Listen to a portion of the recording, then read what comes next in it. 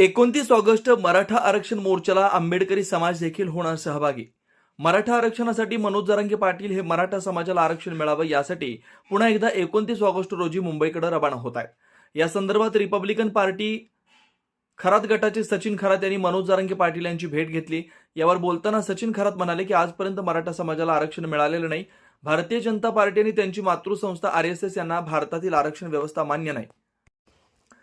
मराठा समाजाला आरक्षण देण्याची इच्छा नाही आणि ते देऊ शकत नाहीत.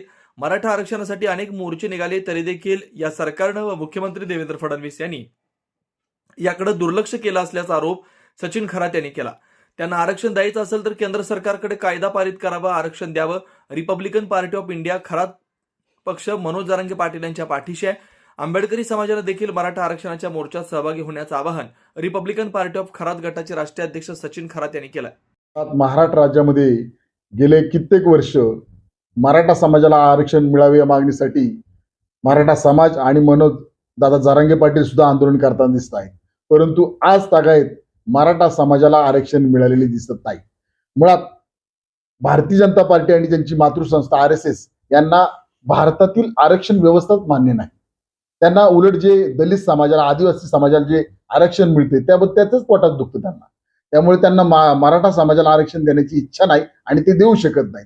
कारण त्यांना देण्याची इच्छा जर असती तर त्यांनी दिलं असतं. आज किती वर्ष आंदोलन चालले, किती मोर्चे काढले गेले, तरी सुद्धा दुर्लक्ष या सरकारने आणि देवेंद्र फडणवीस माननीय मुख्यमंत्री साहेबांनी केलेलं आहे. जर त्यांना आरक्षण द्यायचं असेल तर त्यांनी केंद्र सरकारमध्ये कायदा करावा ना पारित आणि आरक्षण द्यावं. परंतु त्यांना आरक्षण द्यायचं ना स्पष्टपणे दिसते. आणि आता आदरणीय मनोज दादा आंदोलन करताना मुंबईमध्ये जाताना दिसत आहेत आंदोलनासाठी, याच मागणीसाठी. यासाठी मी स्वतः Republican party of India Kharat पक्षाचा राष्ट्रीय अध्यक्ष म्हणून त्यांची स्वतः सकाळी भेट घेतली. भेट घेतल्यानंतर त्यांना सांगितलं की आम्ही आणि आमचा पक्ष तुमच्या बरोबर आहे. मी स्वतः या आंदोलनामध्ये सहभागी होणार आहे आणि आंबेडकरी कार्यकर्त्यांना मी आवाहन करणार आहे की या आंदोलनामध्ये आंबेडकरी समाजाने या आंदोलनामध्ये सहभागी व्हावं. परंतु या पुढे जाऊन मी आपल्या माध्यमातून सरकारला मागणी करत आहे की आदरणीय मनोज दादा जरांगे हे मुंबईत आंदोलनासाठी येणार आहेत.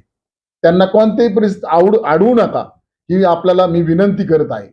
आणि त्यांच्या केसाला जरी धक्का लागला तर कोणत्याही परिस्थितीमध्ये आरपीआय खरात पक्ष हे सहन करणार नाही. आंबेडकरी जनता हे खपून घेणार नाही.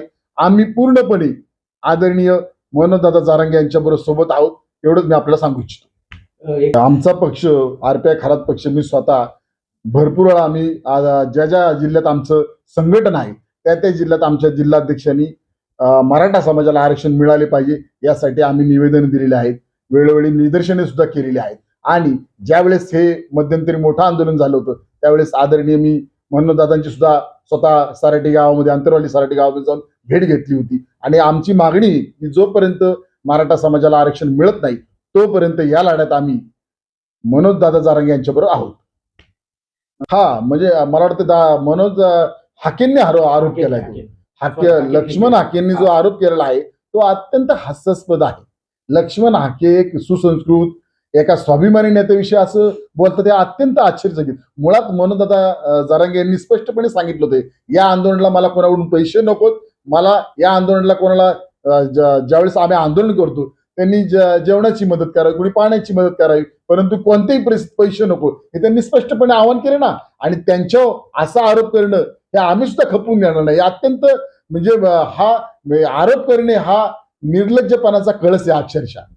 हाके काय बोलतील हे हाकेंचं स्वतः काय बोलतो ते सुद्धा त्यांना कळत नाही. उलट ते स्वयंघोषित ओबीसी समाजाचे नेते आहेत. मी त्यांना म्हणतो की ओबीसी प्रश्नासाठी तुम्ही काय केलं, काय कुठला ओबीसी समाजाचा आवाज उठला तुम्ही?